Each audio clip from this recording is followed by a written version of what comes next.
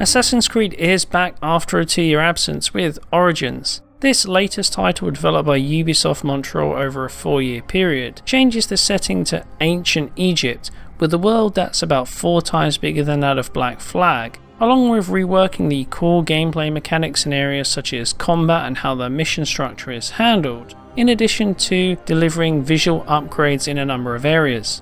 It sounds like there's been a pretty big upgrade here, and on first impressions, from a visual perspective, there's definitely an improvement over Syndicate. The lighting appears fuller with more ambient light sources in play, draw distances are definitely fleshed out with less in the way of pop-up, and there's a sense that we're looking at one of the most detailed Assassin's Creed titles, although in terms of sheer density, it doesn't match the incredibly complex streets of Paris seen in Unity. Assassin's Creed Origins also provides solid support for PlayStation 4 Pro as well, with a healthy resolution boost. So you get improved image quality whether you're playing on a 4K screen or a full HD one. And that's something that Ubisoft previously struggled to deliver with Assassin's Creed Syndicate, whereby the initial PS4 Pro patch for that title actually resulted in an image quality downgrade through what looked like a poorly implemented solution for checkerboard rendering, although this was later fixed with a straight up 1620p resolution. Either way, Assassin's Creed Origins hits the ground running from day one, and the experience is a lot better. So just what are we looking at on PS4 Pro, and how does base hardware compare? For a start, Assassin's Creed Origins appears to drop the fixed frame buffer used in previous games, in favour of a dynamic resolution solution, where pixel counts are adjusted on the fly according to rendering load. That means on PS4 Pro we're looking at a range roughly between 1350 all the way up to 1584p in less demanding moments. Whereas on base PS4 we generally get results handed in at native 1080p, though things can dip a touch below. Dynamic resolution actually works quite well here due to the developers also using temporal anti-aliasing, which ensures that these shifts in resolution aren't overtly noticeable.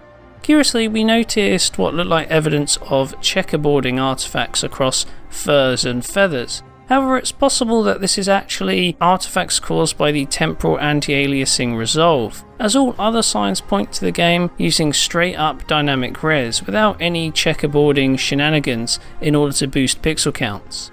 Now in terms of the Pro, usually games that run between 1440p and say 1600p usually don't look all that great on a 4K screen. The amount of upscaling there tends to introduce some roughness, which sometimes can make the game look worse than a native 1080p title running on a full HD display. But in the case of Assassin's Creed Origins, the game actually delivers a notable improvement in resolution.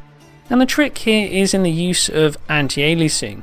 Looks like there's a temporal component in action here, and this provides a nice smooth image. It doesn't pass for native 4K as there is some softness present across edges and texture details, but on a 4K screen you're definitely getting the feeling that there's more sharpness, clarity and resolution compared to the base presentation on the 1080p screen. And base PS4 holds up pretty well in that respect. If you're playing on a 1080p display, then the standard PS4 delivers an image that, while it's not pin sharp, it's still smooth and looks clearer than what we saw with the likes of Assassin's Creed Unity, which runs at 900p.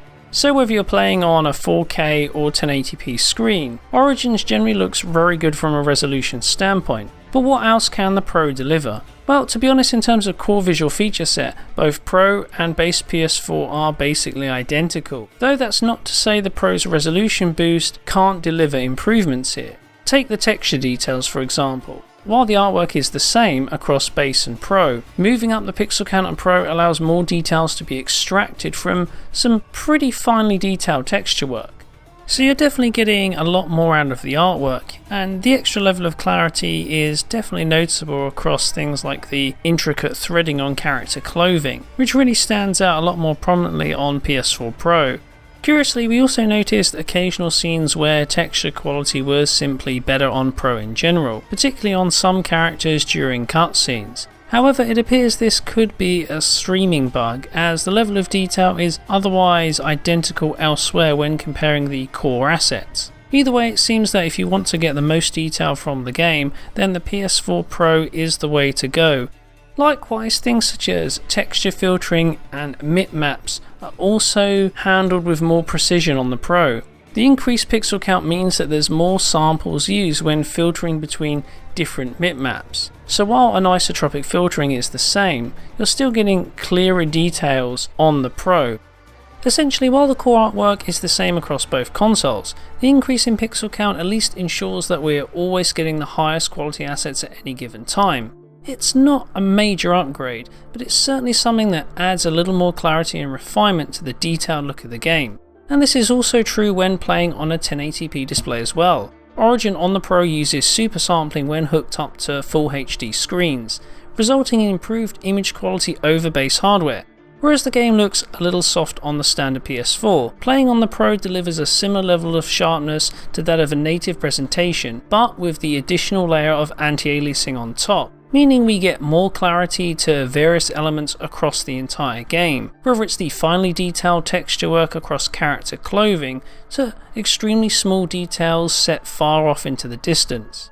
Of course, not all of the benefits of running at ultra high pixel counts come through when playing on a 1080p screen via super sampling. Elements such as the improvement in texture filtering resolve isn't quite as noticeable here, but at least overall image quality is given a boost over the standard PS4, and when you're playing on a large HD TV, that's definitely something that will count.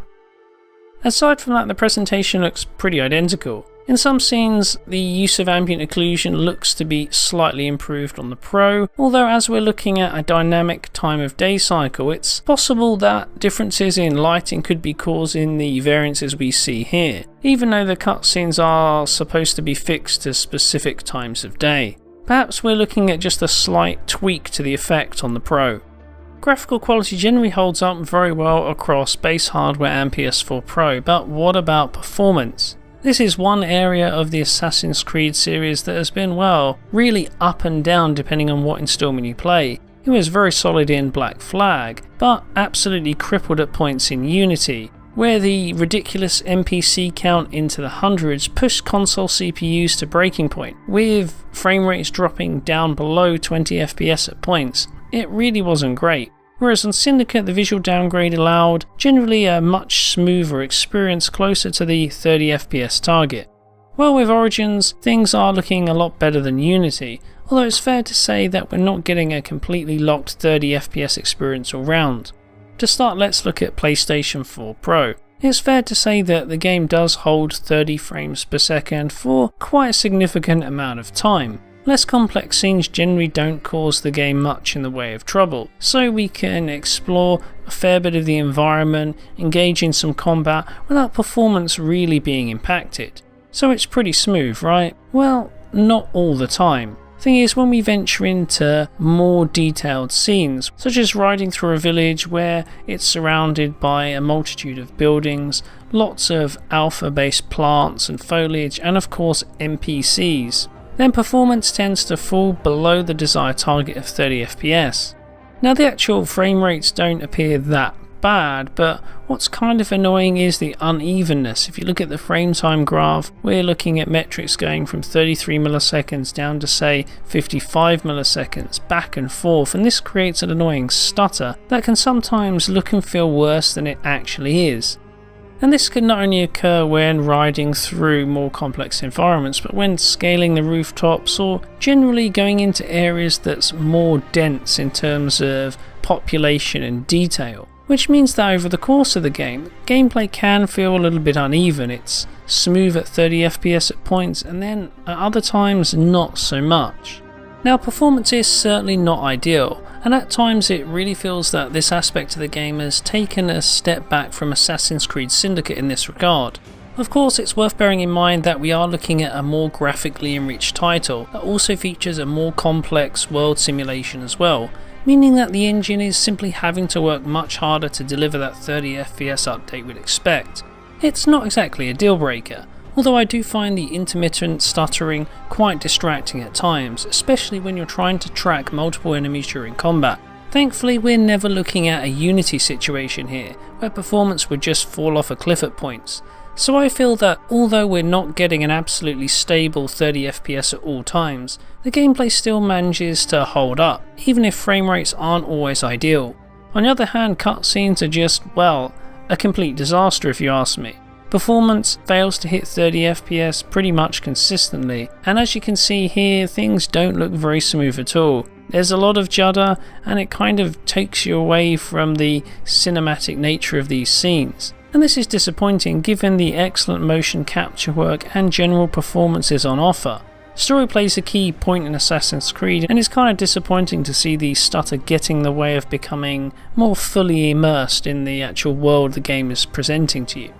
The experience on PS4 Pro then, I guess isn't too bad, but could certainly use improvement in some areas. But what about base hardware? Well, comparing the two side by side, and performance is quite similar between both consoles, at least in areas which don't heavily stress the engine. Sometimes the base PS4 can be ahead, at other times it's the Pro, but this appears to come down to more individual gameplay runs rather than console specific advantages. That being said, in more demanding scenes where there's more going on in terms of complex environments or additional NPCs, then PlayStation 4 Pro does hand in the smoother experience here, with fewer frame rate drops and longer stretches spent at 30 FPS. But when it comes to the cutscenes, neither version is really satisfactory here, and both suffer equally from heavy frame rate drops well below the 30 FPS target, and well, the results really aren't great. So this is one area where the Pro doesn't appear to benefit from the extra horsepower on offer, although you'll get a slightly smoother ride during regular gameplay. Overall, in terms of performance on both systems, perhaps some of the issues we're seeing could be resolved in a future patch, where further optimizations can be deployed. In this case, I feel that maybe offering up a performance mode could have worked well on the Pro. Assuming that these frame rate drops aren't related to CPU bottlenecks, then perhaps something along the lines of a native 1080p mode, but with more stable frame rates, could have been an interesting option. It's always good to give users a choice in situations like this, so that they can get the best possible experience for their setup, especially in games where the Pro cannot provide a boost to both image quality and performance. So that's the PlayStation 4 side of things. We'll be interested to see what Xbox One X brings. After all, PS4 Pro delivers a healthy boost in resolution, but we're not getting radical upgrades in other areas that perhaps you might find on the high-end PC experience. Now, we haven't seen the PC version running at max settings, but in the past the PC version has always delivered a visual upgrade, whether that be shadows, draw distances or even texture detail. So the Xbox One X, with its greater GPU power and increased RAM, has more potential to go beyond just delivering a boost in resolution. Of course, alternatively, we could just get a bump in pixel count that's higher than the PS4 Pro, but we'll have to wait to find out. Anyway, I think I'll leave it there. I hope you enjoyed this look at Assassin's Creed Origins. Don't forget to like and subscribe. Thanks for watching, and I'll see you next time.